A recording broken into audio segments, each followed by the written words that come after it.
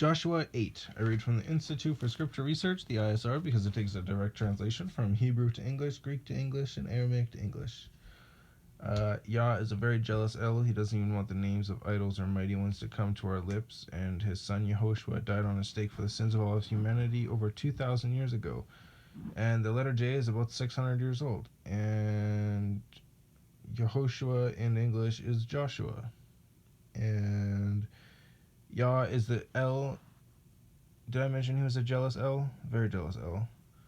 He doesn't even want the name. Oh, yeah, no, I already told you that. No, okay, what I meant to say was he is the creator of the heavens and the earth, the Elohim of the heavens and the earth, the first, as in he was the first ever.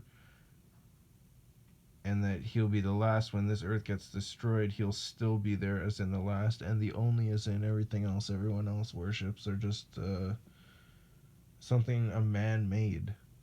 They have no power. They got nothing. Lucifer is nothing. He's not nothing, but when comparing to Yah, he's nothing.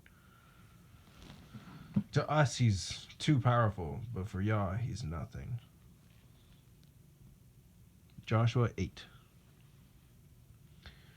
And Yah said to Yehoshua, do not be afraid, nor be discouraged. Take all the soldiers with you, and arise, go up to A. See, I have given into your hand the sovereign of A, and his people, and his city, and his land. So you shall do to A and its sovereigns as you did to Jericho and its sovereign. Only its spoil and its livestock you take as plunder for yourselves. Set for yourselves an ambush for the city behind it. And Yehoshua and all the soldiers rose up to go up to A, and Yehoshua chose 30,000 mighty brave men and sent them away by night, and commanded them, saying, see, you are going to lie in ambush against the city behind the city.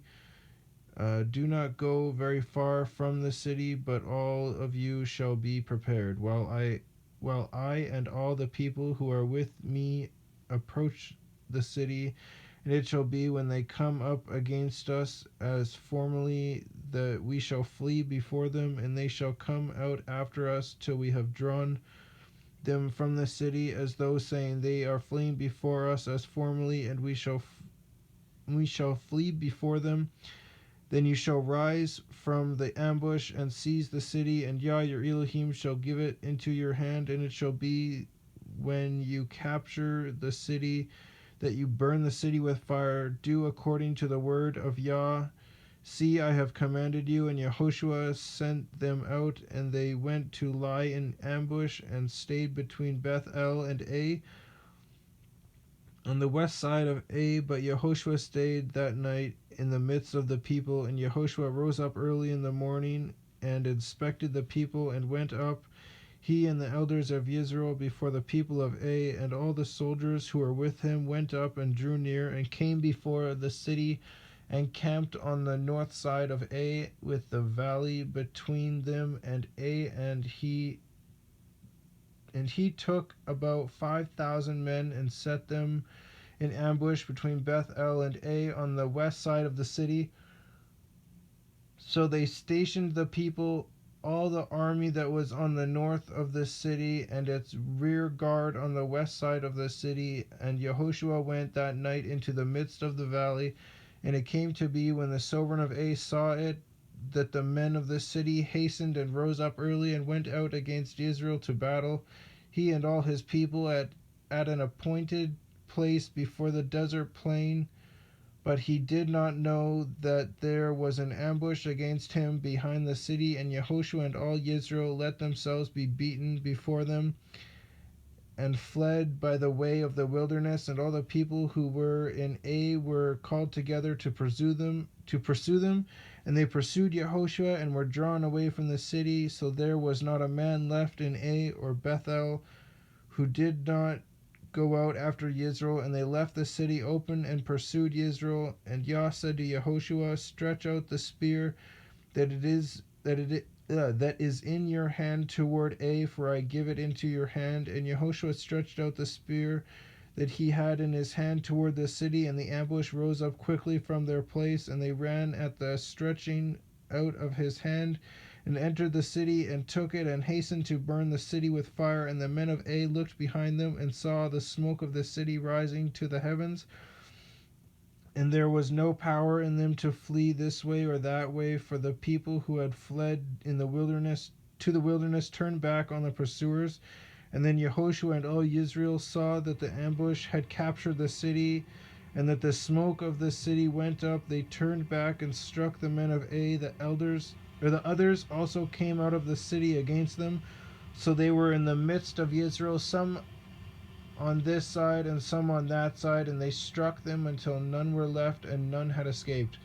But the sovereign of A they caught alive and brought him to Yehoshua. And it came to be, when Israel ended killing all the inhabitants of A in the field, in the wilderness, where they pursued them, and when they all had fallen by the edge of the sword until they were consumed, that all Israel turned to A and struck it with the edge of the sword. And it came to be that who fell that day, both men and women, were 12,000, all men of A. And Yehoshua did not draw back his hand with which he stretched out the spear until he had put all the inhabitants of A under the ban. Yeah, so under the ban means to kill them. Only the livestock and the spoil of the city Israel took as booty for themselves, according to the word of Yah which he had commanded Yehoshua. And Yehoshua burned A and made it a heap forever, a ruin to this day. Oh, I'll have to look at that. Is A really a ruin right now? I mean, Israel looks like a ruin compared to the way they were before. They're just, again, like a garbage dump. Was a beautiful plant, now it's a garbage dump. That's what happens when you turn against Yah and worship Lucifer in the end. A ruin to this day. And he hanged the sovereign of A on a tree until evening, and at sunset Yehoshua commanded that they should take his corpse down from the tree and throw it at the entrance of the gate of the city, and raise over it a great heap of stones to this day.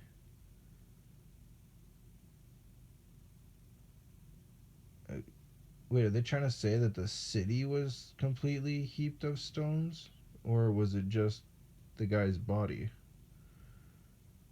And Yehoshua built a slaughter place to Yah Elohim of Israel in Mount Ebal, E with a half a check mark, Y B with a line underneath of it, AL, as Moshe the servant of Yah had commanded the children of Israel, as it is written in the book of the Torah of Moshe, a slaughter place of unhewn stones over which no man has wielded iron. And they offered on it ascending offerings to Yah, and slaughtered peace offerings. And there, in the presence of the children of Israel, he wrote on the stones a copy of the Torah of Moshe, which he had written. And all Israel, the sojourner as well as the native, with their elders and officers and judges, stood on either side of the ark before the priests.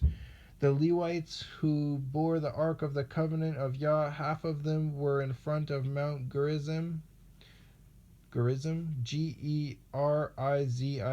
and half of them in front of Mount Ebal, as Moshe the servant of Yah had commanded before, that they should bless the people of Israel. And afterward he read all the words of the Torah, the blessings and the cursings, according to all that is written in the book of the Torah. There was not a word of all that Moshe had commanded which Yehoshua did not read before all the assembly of Israel, with the women and the little ones and the sojourners who accompanied them.